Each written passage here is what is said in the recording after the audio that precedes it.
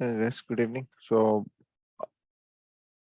yeah, till last class, actually, we were learning about Git related concepts and also GitHub, how to promote the code, and how to uh, how to automate our pipelines, to deploy the code directly to your AWS servers or any other individual servers. So that's where we were learning actually for the GitHub and GitLab concepts. And yeah, after that, today we're going to start about MVC. So we'll continue with Spring related concepts after this, and then Spring Boot. Okay, so let's continue with the MVC. Okay, so this is one of the framers model view architecture. Okay, so this is like one of the architectural pattern for to solve a lot of problems on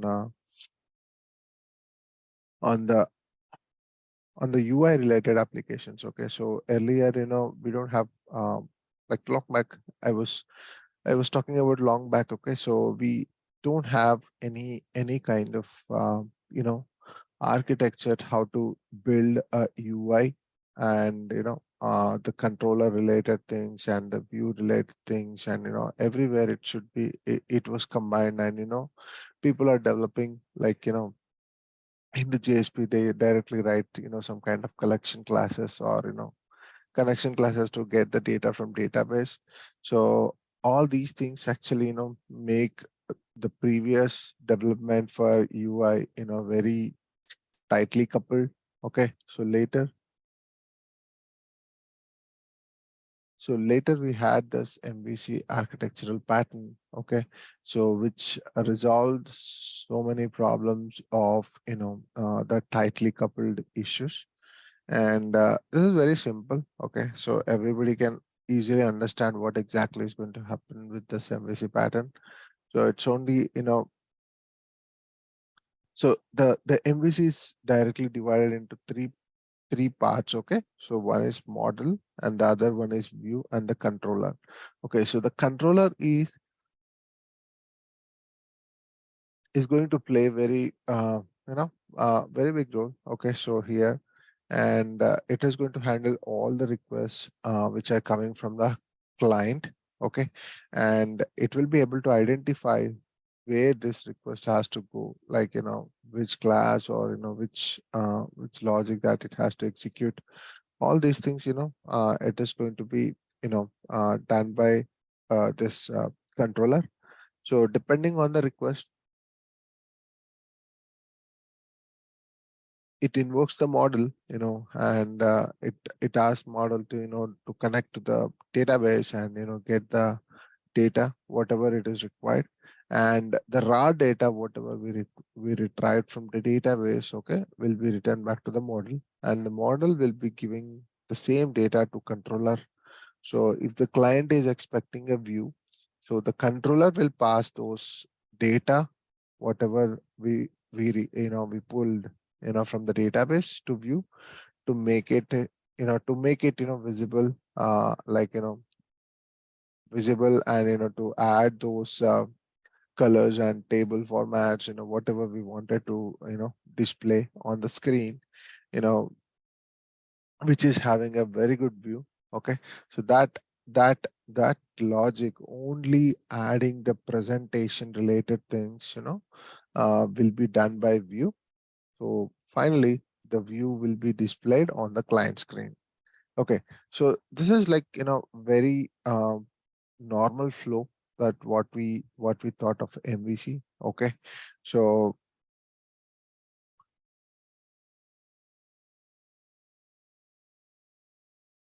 yeah, so if you if you have any questions, let me know. Otherwise, I'll continue the same thing.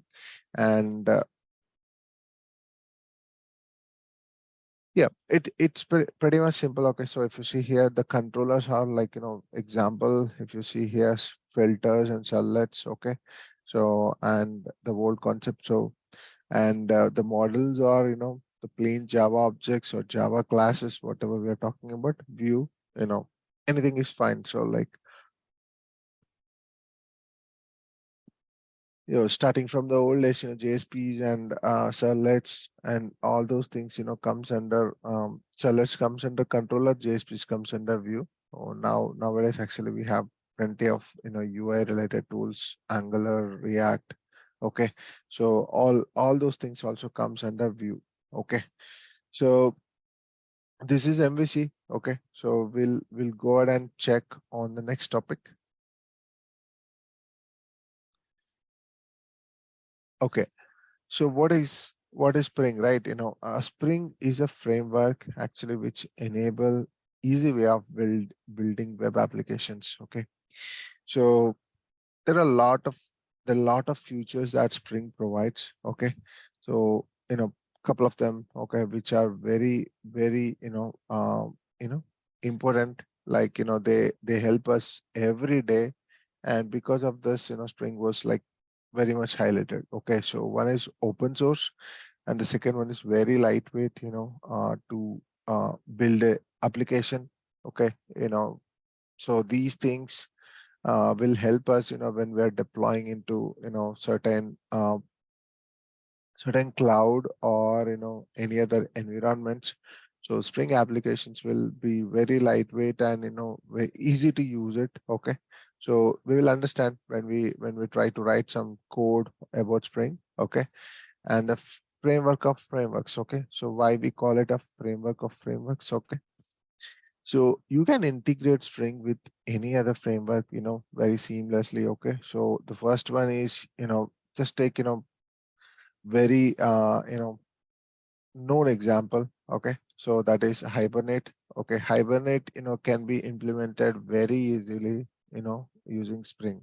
Okay, so Spring has very very vast features which are which is going to give which is going to help us to easily develop most of the applications, independent Java applications, or if you want to go with an MVC or a web application, or if you wanted to be if you wanted to build a application which is having some services and all.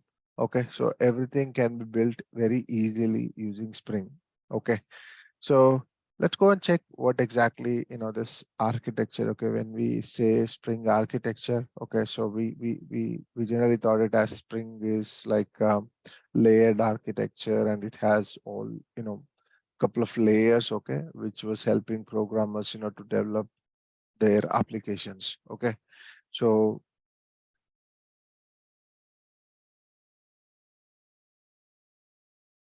okay, so this is what we were talking about Spring architecture. Okay, so the first one is data access or integration or web. Okay, so we have to come from down. Okay, so the first one is test, and the second one is core container, which is having like a lot of you know main concepts that we have it under the core container. Okay, and web and data access integrations, and there are a lot of other AOP aspects and instrumentation and messaging. All these things are part of different layers. Okay, so we will go through all these things, and we'll have very like kind of a basic information, but you'll understand what exactly those things. Okay, so the test layer, right? The test layer, it is okay, it generally Spring provides its own test framework, okay, to test all the Spring applications. Okay, whether it is a web application or a microservice, or anything like normal plain Java application. Okay, or it's a batch application, whatever it is. Okay, you can test Spring application using these unit test. You can perform unit test and all those things related framework, sorry, related unit testing related, uh, everything that you can perform using this test, you know um, test provider, whatever it is providing all those libraries in tests. Okay, so we can get those things from the test. Okay, so the second one is core container. Okay, so this is our main part. We are going to deal with every day, with Spring, whenever we are trying to create any n number of objects. Okay. Sorry. Yeah. So n number of objects under core container. Okay. So, okay. So, and Spring has like, very, like, two main features, okay, that we are going to discuss about this. Okay. All those features are belongs to core container. Okay. So Spring is famous for, to make, sorry, to perform the injections. Okay. And, data injection, sorry, uh, what do you call the constructor injection, and, the bean injection. So get setter injection. Okay. So these two are like, very famous in the bean, sorry, in the Spring. So all those injections and, life cycle of object creation and everything, it's going to happen under the core container. Okay. And if you wanted to have any context related, you know context related, so all those things are going to happen at core container level. Okay. And AOP and aspects. Okay. Instrumentation, messaging. I'm going to tell you about AOP. Okay. So what exactly this is going to do. And AOP, when I was talking about AOP, actually it covers about aspects as well. Okay. And this messaging, it's kind of the same way, which you can integrate any of the messaging services. Okay. Into Spring. Okay. So this architecture, right, the layered architecture, whatever we're trying to do, we are trying to learn. So messaging is one of the part, one of it. Okay. And you can utilize this, messaging existing, okay, existing libraries, to either, you can send a message, or, you can, like, whatever the functionality we need from the messaging, you can also use messaging for them. Okay. So, and wherever you see the web layer, and, web layer is kind of helping us, to get, designed properly the web applications. Okay. So Spring Web is already having Spring MVC. Spring Web is already having a lot of features, which we can directly, utilize them, and to create, web applications directly in the, for our case. Okay. So it is having UI related technology.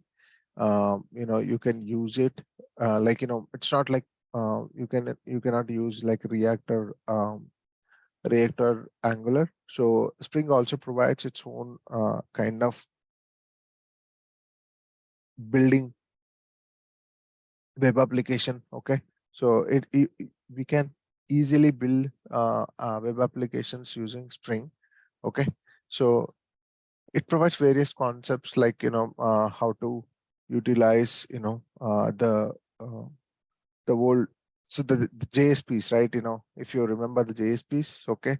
So in the JSPs, actually you can utilize Spring related concepts. Okay. And, Spring Web related, there are certain dependencies that you can use it, and you can build those Spring using, you can build those screens using Spring tags.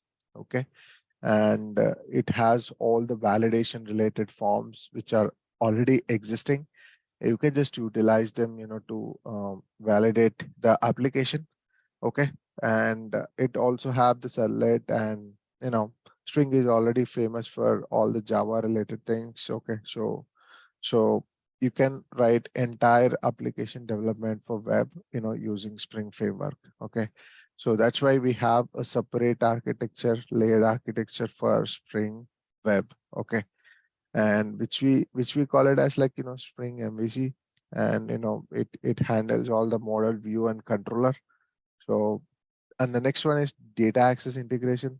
So wherever you wanted to connect, okay, using Spring Spring is already having a very good population of dependencies using to connect to the databases. Okay, so the famous things that we already know about ORM, JDBC, and if you want to connect to the data, sorry, Hibernate, using Hibernate, actually you can integrate with that Hibernate, and you can connect to the database. Okay, so there are a lot of very good integrations that we have it.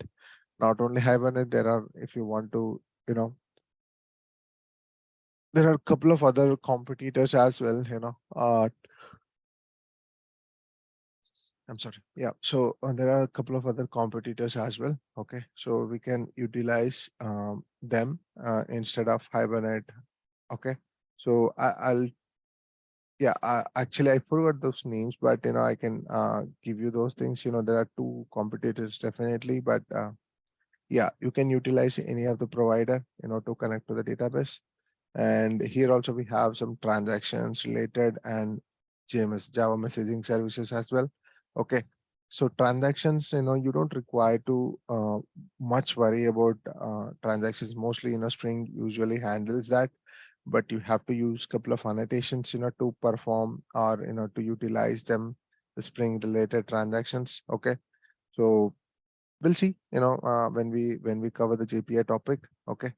And let's go and check on the very detailed way of the Spring modules. Okay.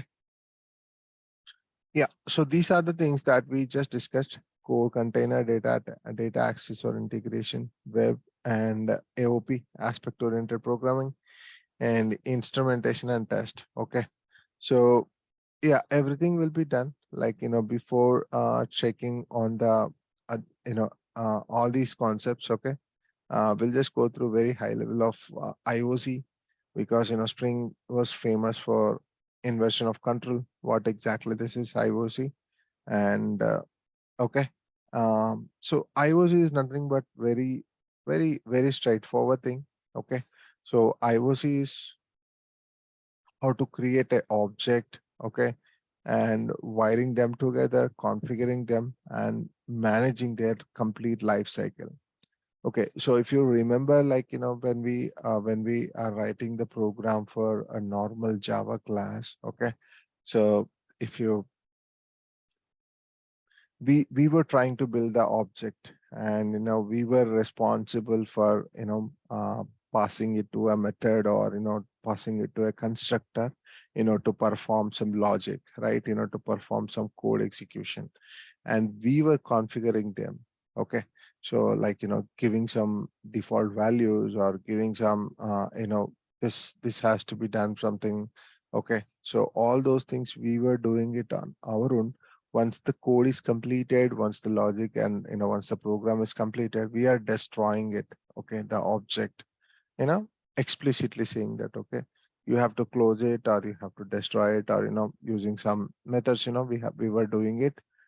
But so if you ever imagine, like these can be done directly by a Spring, or a framework that it can do on its own, all these steps.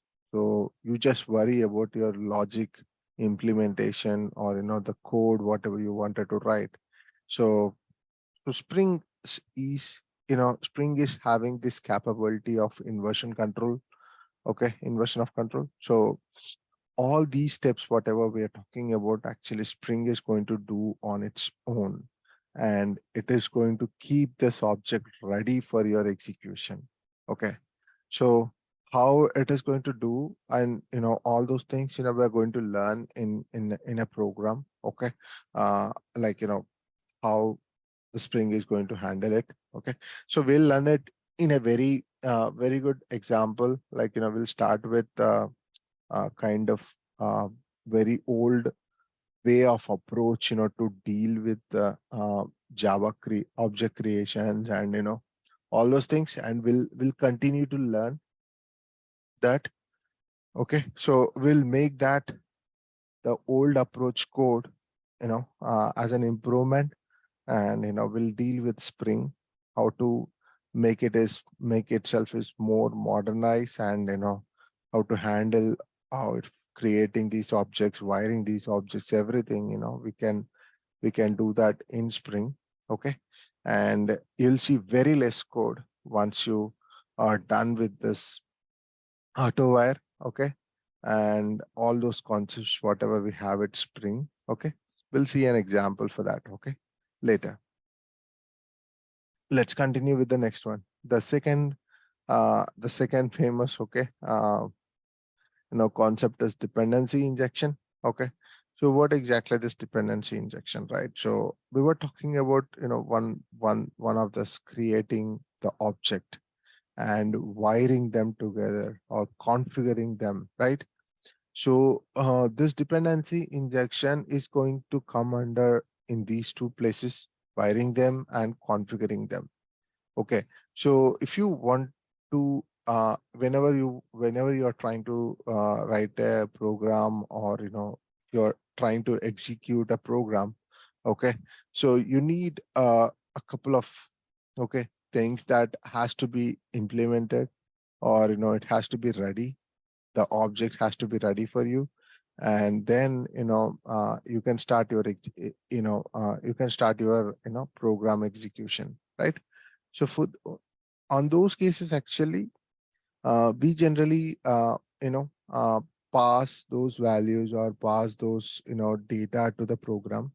But the concept of dependency injection, okay, so it is very like whatever the dependencies that it can have, okay, on a let's say you are writing a class and you are expecting a couple of dependencies from a different classes, right? So those object has those objects will be automatically injected for your program, and that object will be available before you start your application.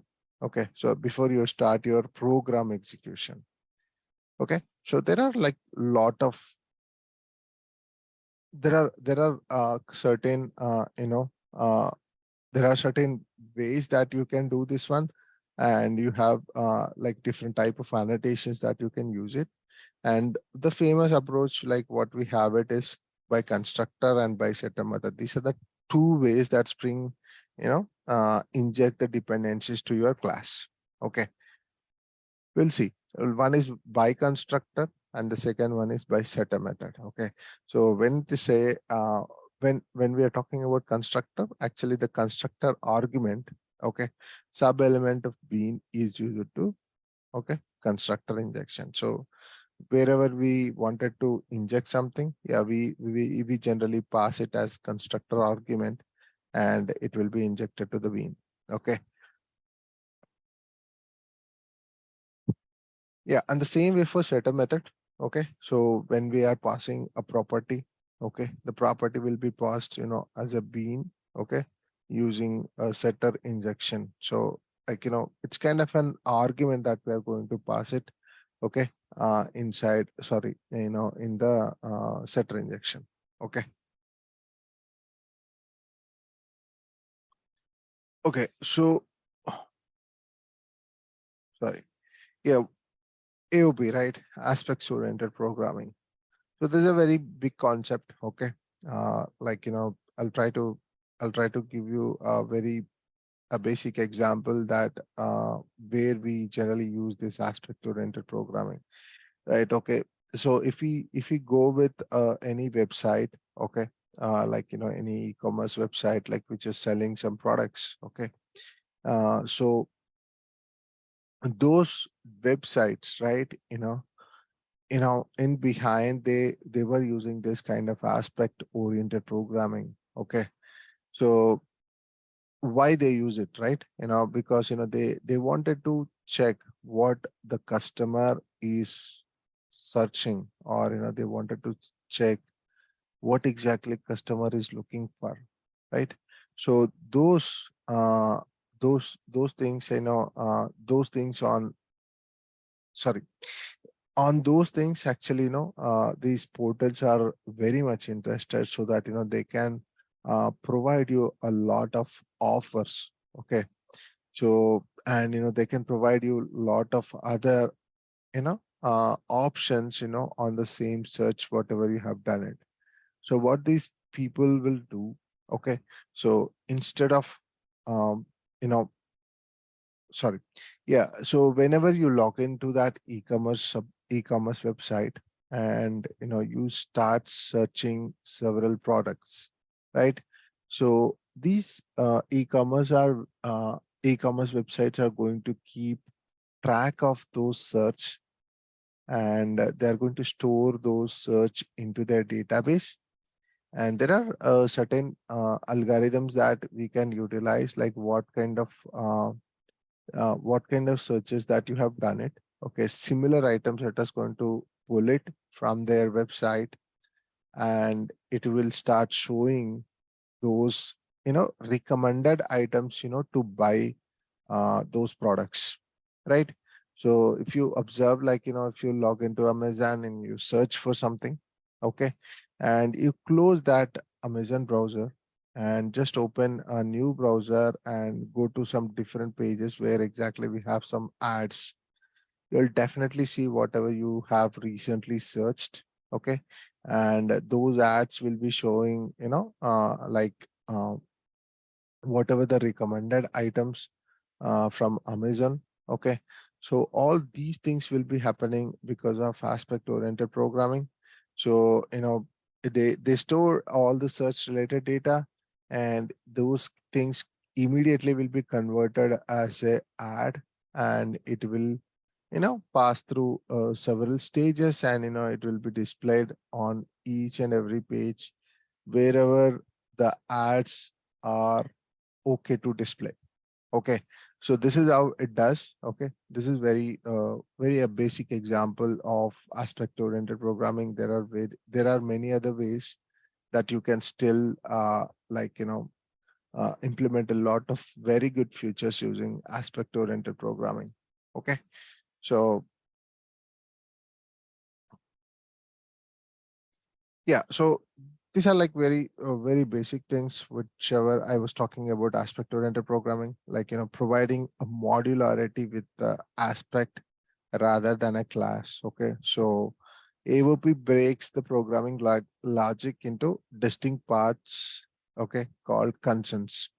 And to increase this modularity, by cross-cutting concerns, okay, it actually we use aspect oriented programming for this. Okay, so I just gave you a real-time example, okay, for aspect oriented programming. But yeah, so this is the main background of it. Like we generally deal with you know aspect, okay, instead of going with a class. Okay, so that's why we call it as aspect oriented programming. And the last one is MVC. Okay, so MVC, as I mentioned, actually Spring itself is having a um, very big concept like Spring MVC. Okay, so which is having a complete package which helps us, to build a web application with very minimal code, because it is already having lot of features which are inbuilt. Okay, we can just utilize them, on the base of requirement. Okay, so whatever we need, we can just utilize it, using Spring MVC. Okay, so let's go ahead and start working on a program, okay, which can help us to find out what exactly the concepts of Spring, right? So we'll start with a small program, okay, so that program will tell us, like what kind of approaches that we can take it, from Spring, and the old way of implementation as well. So that we'll start with a game runner class, okay, so which is capable enough to run a couple of games. Okay, so the like Mario, Super Contra, and Pac-Man. Okay, so and this is an iterative approach. So iterative approach, that means, like we will be having several iterations, and for each and every iteration you will learn like what exactly is going to happen, and there will be a question, like what we can implement in the iteration 2, so we can have Yeah, so we will make the going forward step by step. Actually, we'll make all the whatever the code that we are talking about, we'll make very loosely coupled. Okay, so that you'll be able to understand what exactly going on with this code. Okay, so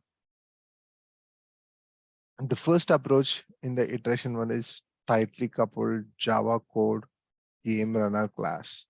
Okay, so what we are going to do, this is a very tightly coupled approach, and it was the default approach that that we that we write when we start learning about Java. And this is a very common approach that we utilize it, okay, when we are at the basic level.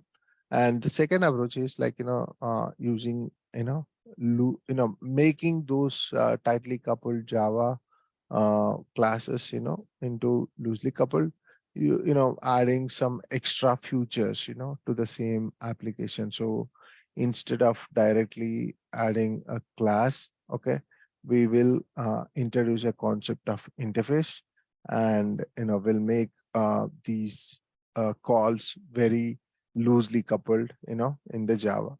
And the next step, we are going to utilize Spring Level 1. Okay, how to use Spring Beans and Spring Framework, and how it is going to manage those objects. All those things we are going to learn in Spring Level 1.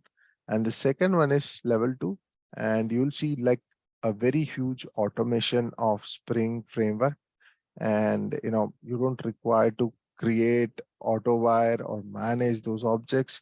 All those stuff, like whatever the code that we are writing, all those things will be removed. And you will see very, very, like small, except the functional code, you won't be able to see it anything more likely dealing with this configurations and all. Okay, so let's go ahead and kick off that. And um, we'll check on those examples. Okay, so just a minute.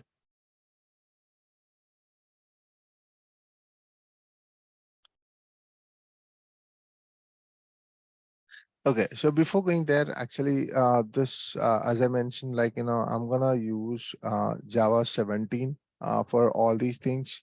Okay, 17 or above. Okay, whatever it will work, with this code. And the concepts, whatever we are going to try utilize it here, actually is like so one second. Okay, so the concepts that we are going to utilize over here actually will be like more than uh, it was introduced more than like in Java 10. Okay, so this is a one of the thing that we are going to utilize it here. So local variable type inference. Okay, so uh this is one of the sorry, yeah, this is one of the feature which got introduced in Java 10. Okay, so Java compiler, so what exactly this is, right? Okay, so instead of declaring the variables, okay, using a proper data type, you can actually use var. Okay, var kind of keyword that we can directly declare any type of variable over there in the program, and we can utilize it, okay, as needed. So this is kind of JavaScript related concept. We have it long back. So this is a similar kind of approach that Java has been introduced in Java 10. So I'm going to use them, okay, for in this program. And the other one is actually there is one more concept called record. Okay, so I think I did not add it over here, but there is one more concept of record. Okay, so yeah, that I will cover in the in when we go into the Spring Boot concept. Okay, so that's fair enough. Okay, so let me continue with the program. Okay, now, so I already have the program whatever we are talking about. but I'll try to explain that, uh, in a way that you guys can understand. Okay.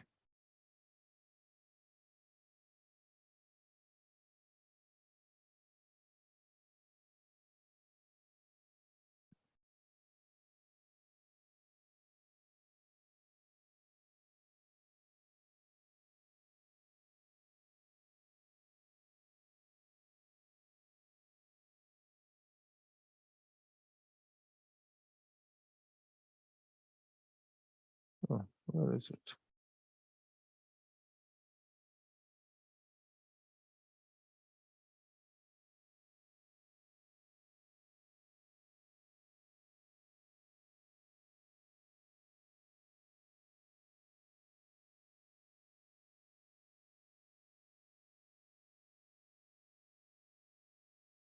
Okay, it seems like it's in the previous repo. Just a minute, okay, guys.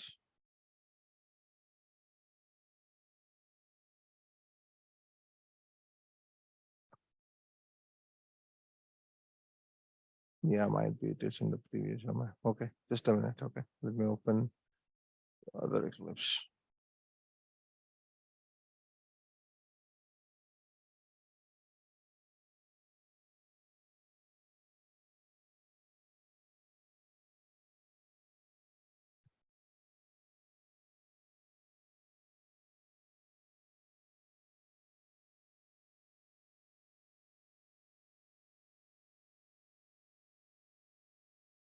Okay.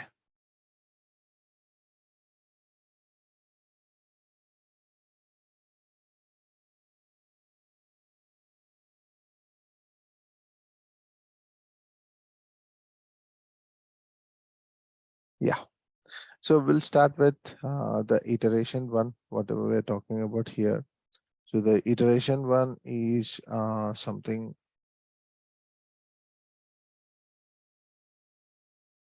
Yeah, so tightly coupled, right? We'll be having a Java code, which is having Java game runner class, and game classes. Okay, like Mario and Super Contra. Okay, only these two.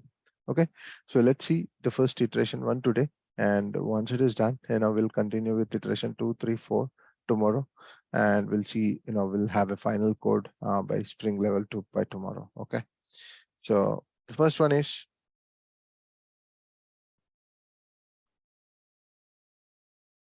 we were talking about only two things, right? One is game runner, and the other one is the Contra game, Mario game, and Pac-Man. Okay, so what is initially we have it? Okay, so like forget about all the comments, whatever you are seeing it over here. Okay, so you just worry about only the one which are enabled. Okay, so I'm just removing everything and just enabling Mario game and this constructor.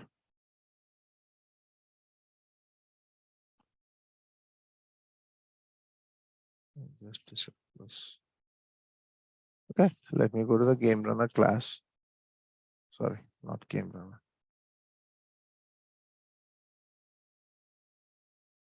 Mario game.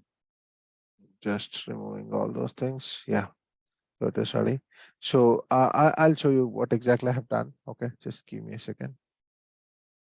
And game run. Okay. Okay. So let me start from here. So the game runner class, what I've done, actually, it's a very plain Java class. Okay, the game runner, and we have a couple of um, one constructor which is taking the object of game, and it is getting assigned to the Mario game directly. We have a reference of it, so it is getting assigned to that Mario game, and it has a run method. Okay, so we were utilizing this game object to invoke certain classes. Okay, so to run the game, sorry, certain methods. Okay, to run the game. Okay, so how we are going to implement this, utilize this game runner class, right?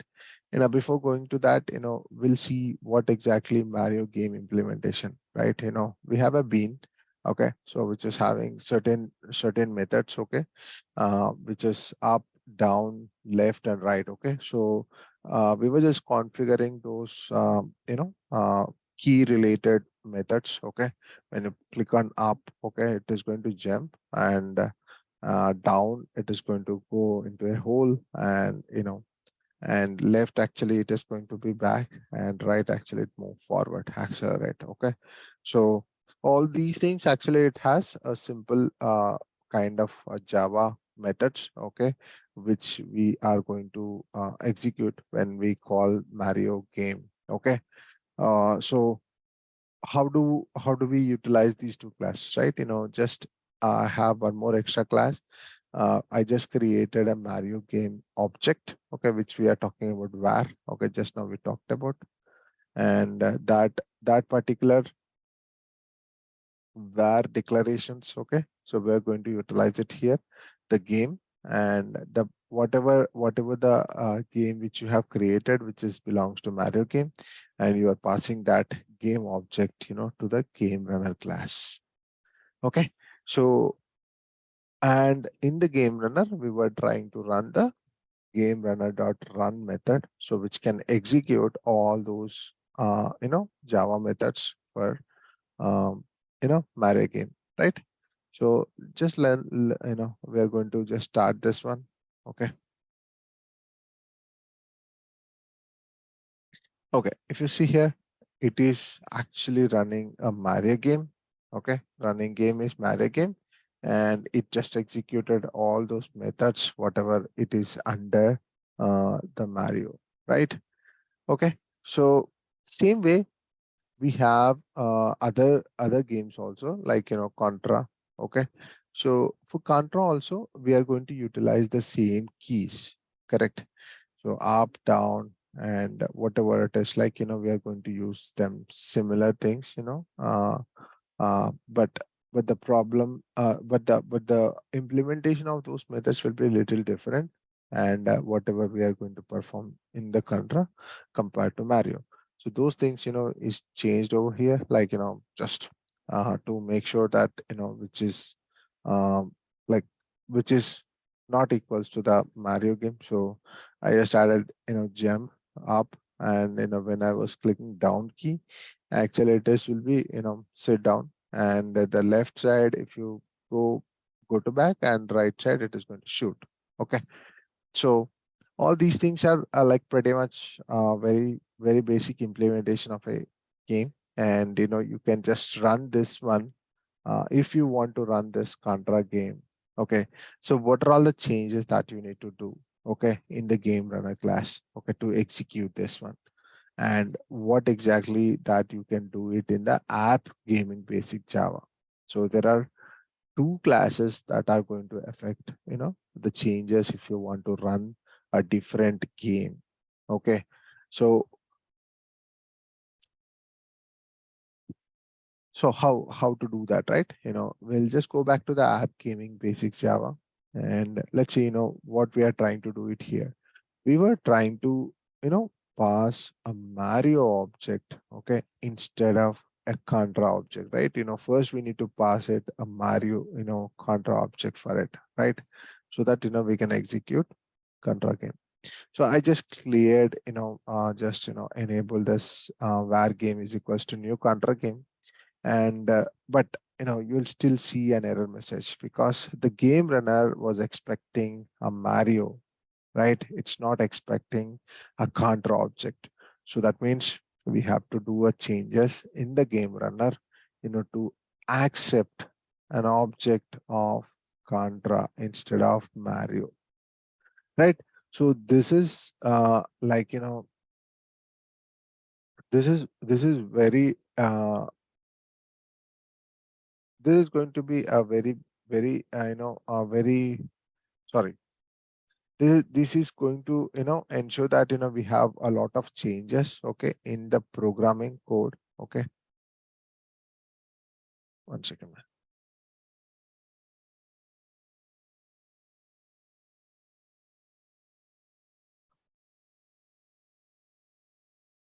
Times this is not going to work.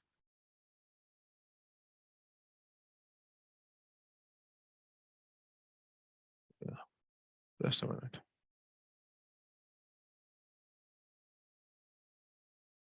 Yeah.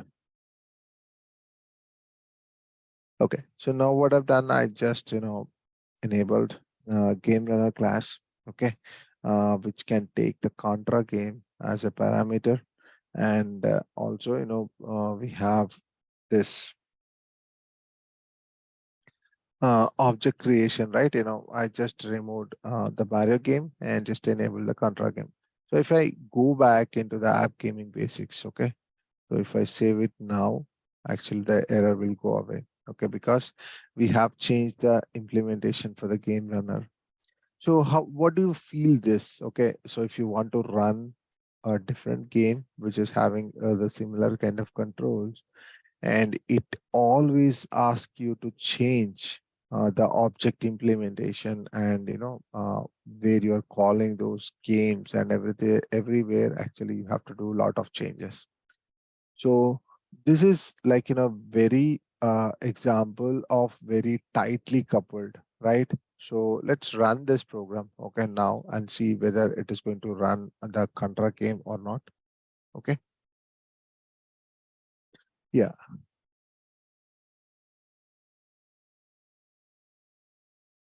Okay. So it just executed the contra game, and if we are seeing that, it is simply saying that I'm running the game of contra, and it executed all the methods whatever we have it under this class, right? So that means, we are able to successfully modify the game runner, instead of running the Mario game, we were able to run it, the Contra game, right? So it's pretty much simple, right? But the code modifications that we are doing, it is like, kind of a iterative process. If you wanted to run, or if you wanted to add another class, another class of game, and you have to do the same changes for the game runner class, and you have to do the same changes on the caller class wherever we are going to utilize those things, right? So it has to be more tightly coupled, okay, with the game. Okay, now we'll see the iteration to basic like view of it, and then we'll continue to execute that tomorrow. Okay, so hope you guys understand like what exactly this tightly coupled, why I'm saying it is tightly coupled, right? So because of the tightly coupled, you are able to you need to be changing your code, at the game level, and game runner level, and also the caller level, right? So like more specifically, let's see how to minimize these changes, okay, with the concepts what we learned earlier, okay, and we'll see what kind of changes that we can do for these classes, right? So the second concept, what we are talking about, the iteration two. And if you go back and check in the PPT, the iteration two is having one more extra class that we are going to introduce, interface. Okay. And there is a class called gaming console. Okay. Okay. So let's see what it is. Okay.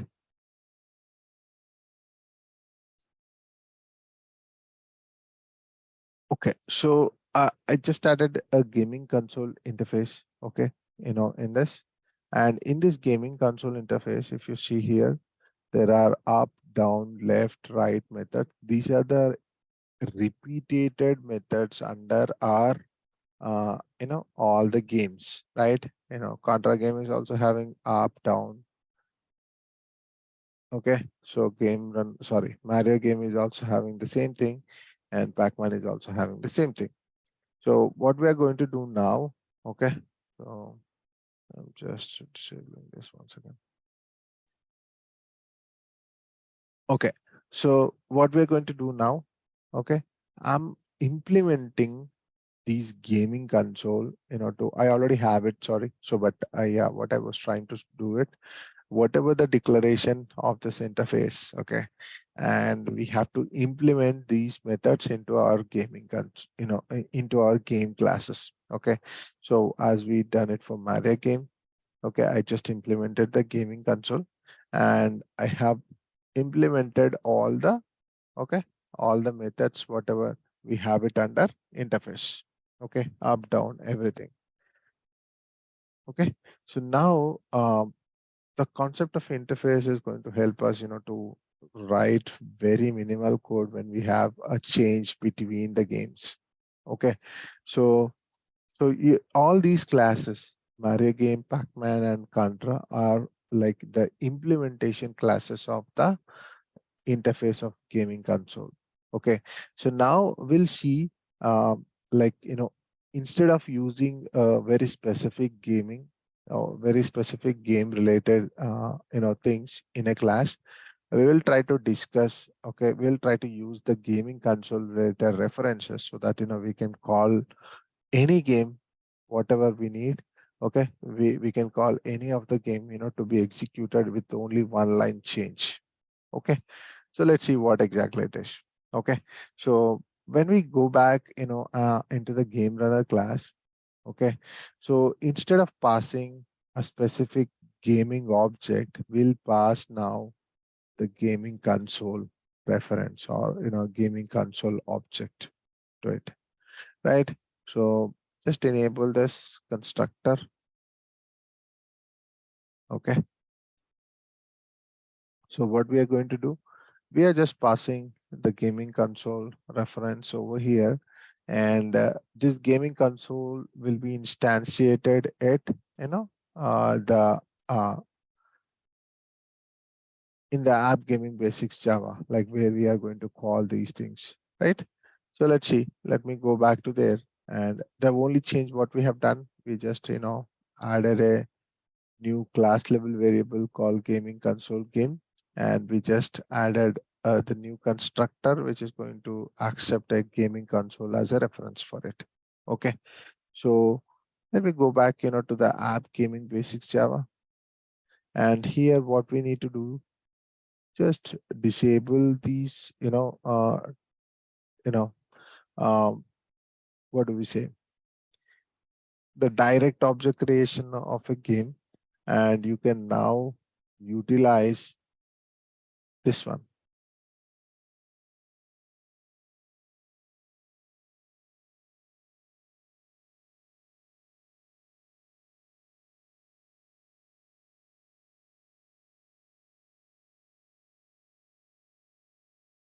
Oh, I'm sorry. Yeah, there won't be any changes actually. If you want to learn anything, because all these things are going to be a part of implementation of the gaming console. So we can just directly pass whatever the game that you wanted to do it. Okay.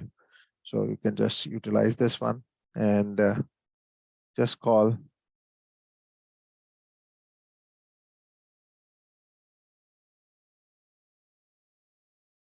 the nice Java application.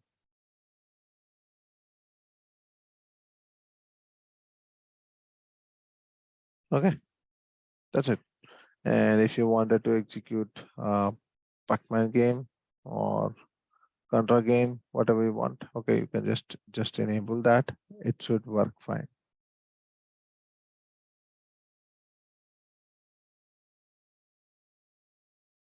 So what did we do? We just added one more extra, see, Pac-Man, and we just added only one more extra class, okay, or we call it as interface, which can be implemented for all our games, okay. So instead of utilizing those independent gaming objects, okay, we were trying to utilize the gaming console reference to execute the games, right? So we made like a very small implementation of interface, and we made this code very loosely coupled, that you can do a single line change to execute a different uh, game, okay, from the caller, right?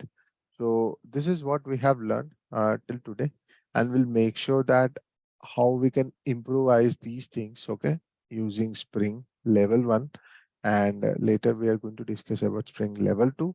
So we can you know we can very much decrease entire code, okay, of creating and auto wiring, all those object related things, everything we are going to remove them in the Spring level 2. So let's see how we are going to do it, okay, tomorrow. So if you have any questions, let me know. Otherwise, yeah, it's okay to wind off, and we'll meet tomorrow.